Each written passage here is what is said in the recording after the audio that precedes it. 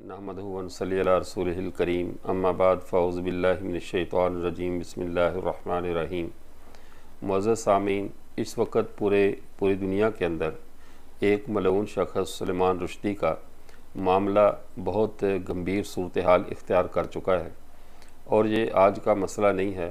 بلکہ تقریباً 4 سے 5 اشروں پر محیط وہ ایک دردناک داستان ہے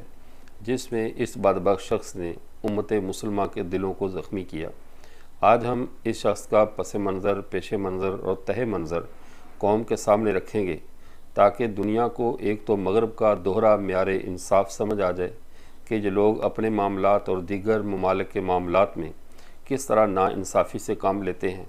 اور دوسرا یہ معاملہ معلوم ہو کہ سلیمان رشدی کا آخر وہ کون سا جرم ہے جس کی بنیاد پر مسلمان اس کو قتل کرنے کے درپے ہیں۔ اب اگلی بات یہ ذہن میں رہے کہ یہ سلیمان رشدی یہ پاکستان سے تقریباً عمر میں 2 ماہ بڑا ہے۔ یہ 19 جون 1947 کو بمبئی میں پیدا ہوا۔ اس کا نام احمد سلیمان رشدی ہے۔ یہ شخص شروع سے ہی بے دینی کی طرف مائل تھا اور یہ اپنے آپ کو ملحد قرار دیتا تھا کہ میں تمام مذاہب سے بیزار ہوں۔ اس شخص کی جو زبان اور قلم ہمیشہ غلاظت ہی اگلتی رہی،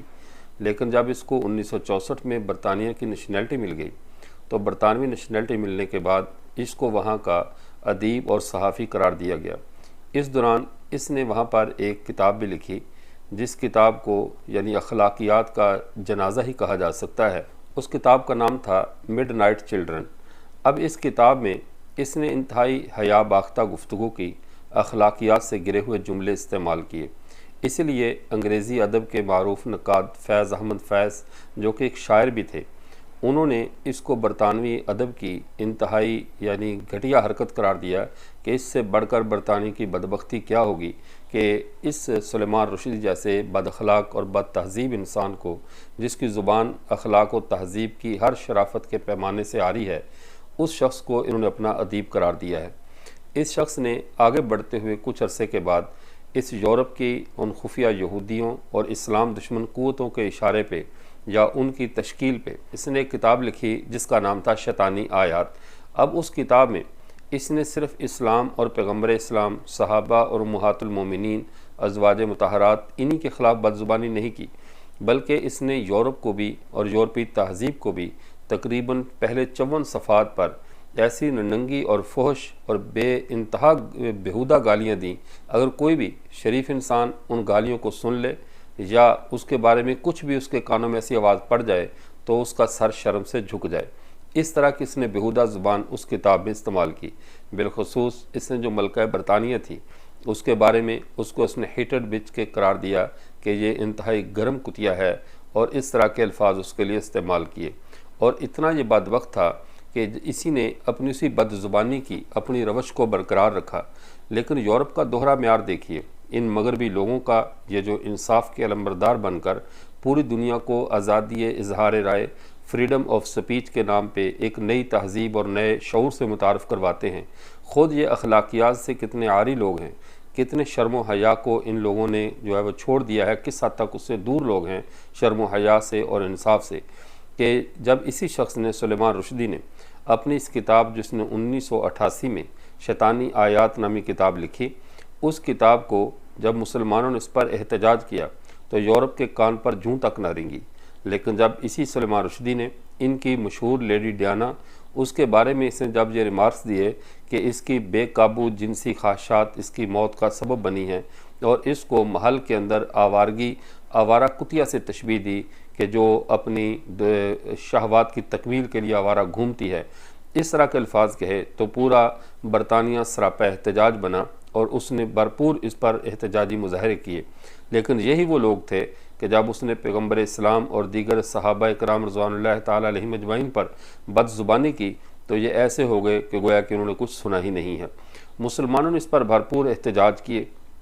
اور اس کے خلاف پوری دنیا میں احتجاجی مظاہرے ہوئے۔ باقاعدہ اکتوبر 1979 میں جا کر باقاعدہ انہوں نے مسلمانوں کے میٹنگیں ہوئیں، اجلاس ہوئے، جس میں پاکستان، سعودی عربیہ، صومالیہ اور دیگر تمام ممالک کے نمائندے شامل ہوئے۔ انہوں نے مل کر یہ فیصلہ کیا کہ باقاعدہ یہاں سے اس کتابوں کو تمام اسلامی ممالک سے اس کی کتاب کو ضبط کیا جائے۔ اس کی کتاب جو شیطانی آیات تھی اس کو باقاعدہ یہودیوں کے ادارے وائکنگ پبلیکیشنز نے اس کو باقاعدہ شائع کیا اور شائع کر کے مسلمانوں کی دل آزاری کی۔ پہلے تو مسلمان یہ سمجھتے رہے کہ یہ ایک موف العقل قسم کا صحافی ہے، ادیب ہے، جیسے اس نے پہلے یورپ کے بارے میں ایسی بیہودہ گفتگو کی ہے، ایسے ہی کچھ اور لکھا ہوگا۔ لیکن جب اس کا ترجمہ اور قوم کے سامنے آیا تو پھر پتہ چلا کہ اس نے اس کتاب میں نبی کریم صلی اللہ علیہ وسلم اور آپ کی مبارک ازواج مطہرات پر کس حد تک بدزبانی سے کام لیا اور ایسی رذیل اور گھٹیا حرکت کی کہ انسانیت کا سر شرم سے جھک گیا۔ اب مسلمان اس میں سراپا احتجاج ہوئے، باقاعدہ اس کے قتل کے فتوے جاری کیے، چونکہ امت مسلمہ اپنے دشمنوں کو جتنا معاف کرنے میں سخی ہے کہ اپنی ذات کے دشمنوں کو معاف کرتی ہے، لیکن اپنے پیغمبر صلی اللہ علیہ وسلم کے دشمنوں اور بدزبانی کرنے والوں کو کبھی بھی معاف نہیں کرتی، اس لیے کہ وہ وجہ کائنات ہیں۔ اگر ان کے بارے میں اتنی ہی قوم کو، لوگوں کو اور آوارہ لوگوں کو چھوڑ دے دی جائے تو پھر وہی نہیں بلکہ اس دنیا میں کسی بھی صاحب دستار کی دستار سلامت نہیں رہے گی۔ یہی وجہ ہے یورپ نے خود بلاسفیمی لا بنائے حضرت عیسیٰ علیہ السلام کی توہین کو روکنے کے لیے، لیکن ان یورپیوں کا ایک الٹا مزاج ہے کہ جب جو زخم امت مسلمہ کے جسم پر ہو اور جس کی طوالت یا جس زخم کی لمبی عمر مسلمانوں کے لیے باعث تکلیف ہو، اس زخم کو تازہ بھی رکھتے ہیں، اس کو ہرا بھرا رکھتے ہیں اور ہمیشہ اس زخم کی نگہداشت کرتے ہیں کہ کہیں یہ درست نہ ہو جائے اور امت مسلمہ راحت نہ پالے۔ سلیمان رشدی جیسے یہ وہ ناصور ہیں جن کو باقاعدہ برطانوی اعزازات سے نوازا گیا، ان کو پروٹوکول دیے گئے، ان کو نیشنلٹیز دی گئیں، باقاعدہ امریکہ اور دوسرے تمام ممالک نے ان کو ایک ہیرو کے طور پر پیش کیا۔ اور پھر اس سے بڑھ کر دوسرا المیہ جو مسلمانوں میں ایک دوسرے روپ کے اندر موجود تھے کہ جو بظاہر یورپی تہذیب کے نقاد تھے، لیکن جب ایسا معاملہ پیش آیا تو انہوں نے کھل کر ایسے بے دین لوگوں کا ساتھ دیا، جن میں وحید الدین خان نے باقاعدہ ایک کتاب لکھی مسئلہ شاتم رسول۔ اس میں باقاعدہ اس شخص نے پوری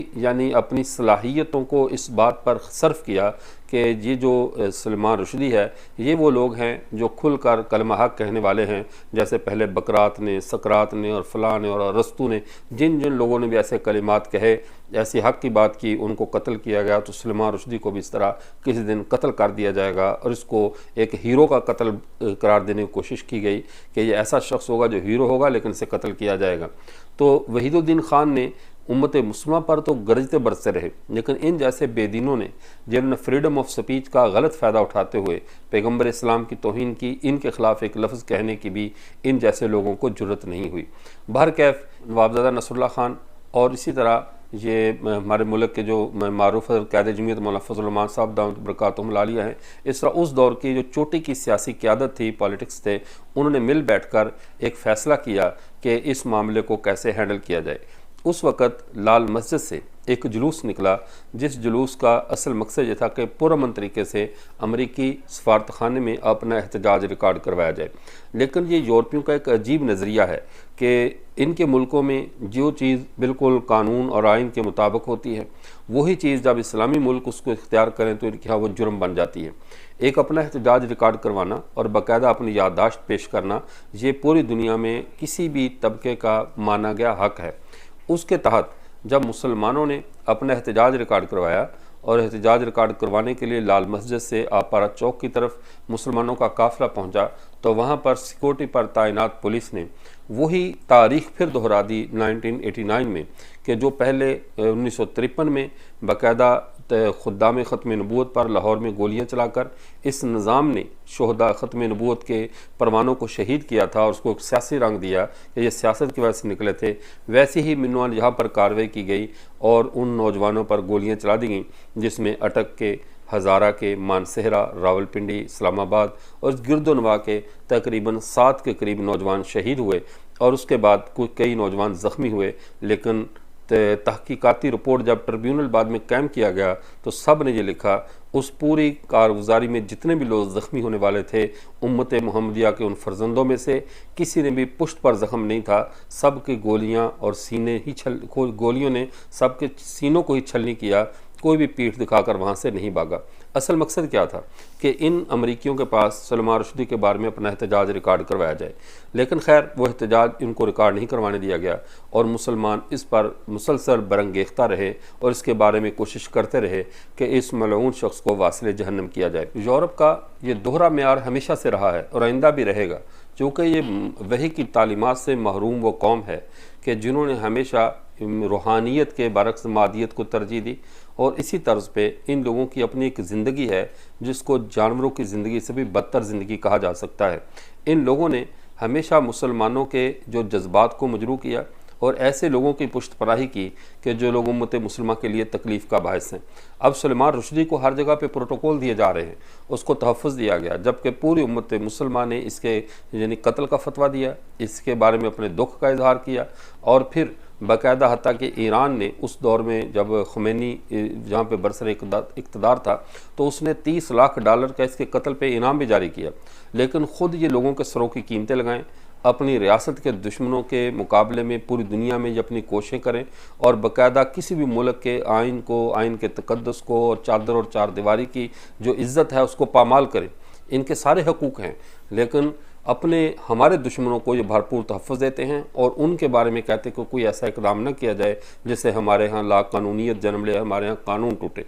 اب جو گزشتہ دنوں ان کو پھر باقاعدہ اسی کام کے لیے بلایا گیا امریکہ میں کہ آپ کو بھرپور کوئی مزید اعزاز دیا جا رہا تھا، پروٹوکول دیا جا رہا تھا۔ وہاں کے ایک غیرت مند مسلمان نوجوان نے ان پر خنجر کے یا چاقو کے وار کر کے اس کو زخمی کیا، اور امید ہے اللہ تعالیٰ اس کو طویل ضلالت کے ساتھ اس کو وہ زندہ رکھ کے ہلاک کریں گے۔ ممکن ہے یہ بچ جائے یا ممکن ہے مر جائے، اس سے ہمیں غرض نہیں کہ یہ بچتا ہے یا مرتا ہے، لیکن سوالیہ نشان مغرب کے اس دوہرے معیار پر ہے، سوالیہ نشان یورپ کی سوچ پر ہے کہ اگر یہ ہمیں تہذیب کا، دنیا کو تہذیب اور برداشت کا درس دیتے ہیں اور ہمارے معاملے میں بالخصوص یہ اس راہ پہ چلتے ہیں جس میں برداشت کا کوئی تصور نہیں ہوتا، ہمارے مذہبی مسلمات سے چھیڑ چھاڑ کرنا، ہماری مقدس شخصیات کو تان و تشنیع کا نشانہ بنانا یا تان و تشنیع کا نشانہ بنانے والوں کی بھرپور پشت پناہی کرنا، ان کو تحفظ دینا، مغرب کو اپنے رویے پہ غور کرنا چاہیے اور اس بات کو جان لینا چاہیے امت مسلمہ جس اپنے دشمنوں کو کبھی نہیں بھولتی، اپنے پیغمبر کے دشمنوں کو کبھی نہیں بھولتی۔ کسی وقت جب جہاں موقع ملے یہ اپنے ذات کے دشمنوں کو تو معاف کر سکتی ہے، لیکن سرکار رسالت مآب حضرت محمد عربی صلی اللہ علیہ وسلم کے دشمنوں کو نہ کبھی معاف کر سکتی ہے، نہ ان سے کسی بھی درجے میں کبھی سمجھوتا ہو سکتا ہے۔ تو سلمان رشدی یہ وہ بدبخت انسان تھا جو بمبئی میں 19 جون 1947 کو پیدا ہوا، 1964 میں اس کو برطانیہ کی نیشنلٹی ملی، 1988 میں اس نے بدنام زمانہ کتاب جو تھی شیطانی آیات لکھی، جس میں اس نے یورپ کو بھی گالیاں دیں اور بالخصوص ہمارے پیارے پیغمبر صلی اللہ علیہ وسلم کو اس نے خاص طور پہ تان و تشنیع کا نشانہ بنایا۔ اب یورپ نے اپنے بارے میں گالیاں ہضم کر لیں اور خوشی کا اظہار اس بات پر کیا کہ چونکہ وہ مسلمانوں کو تکلیف پہنچا رہا ہے اس لیے ہمیں جو بھی کہے ہمیں برداشت ہے، اور یہی تجربہ مرزا قادیانی کے بارے میں بھی کیا گیا کہ مرزا غلام قادیانی چونکہ امت مسلمہ میں پھوٹ ڈال رہا تھا، ایک نئی نبوت کے نام پہ سیدنا عیسیٰ علیہ نبینا علیہ السلام کی توہین کر رہا تھا، عیسائیت کو اور انگریزوں کو بھی گاہے گاہے ایک دو جزوی سی گالیاں بھی دے لیتا تھا، تو ان کی ریاست، ان کا نظام اس کی گالیوں کو بھی اسی طرح ہضم کرتا رہا چونکہ وہ ان کا ایجنٹ بن کر مسلمانوں کی دل آزاری کر رہا تھا۔ وہی طرز سلمان رشدی کے ساتھ رکھا گیا کہ سلمان رشدی نے جو یورپ اور یورپی تہذیب کو فحش گالیاں دیں اس کو تو انہوں نے بڑا ہضم کیا اور اس کو نیشنلٹی بھی دی۔ وجہ کیا تھی؟ چونکہ ان گالیوں کے ضمن میں یہ مسلمانوں کی بھی توہین کر رہا ہے اور اس لیے اس کی پرورش کرنا، اس کے نگہداشت کرنا یورپ نے اپنی ذمہ داری سمجھی۔ اگر یورپ جرائم کی اور مجرموں کی پرورش کرنا، ان کی نگہداشت کرنا اور ان کی سرپرستی کرنا اپنا کوئی مذہبی یا اخلاقی فرض سمجھتا ہے تو ایسے مجرموں کی سرکوبی کر کے معاشرے کو جرائم سے پاک کرنا مسلمان بھی اپنا مذہبی فرض سمجھتے ہیں۔ اللہ تعالیٰ امت مسلمہ کو اس جیسے ناسوروں سے محفوظ فرمائے اور ہمارے پیارے آقا صلی اللہ علیہ وسلم اور تمام انبیاء کی جو سچے انبیاء کرام علیہ السلام ہیں ان کی عزت اور ناموس کی حفاظت فرمائے۔ وآخر دعوانا الحمدللہ رب العالمین۔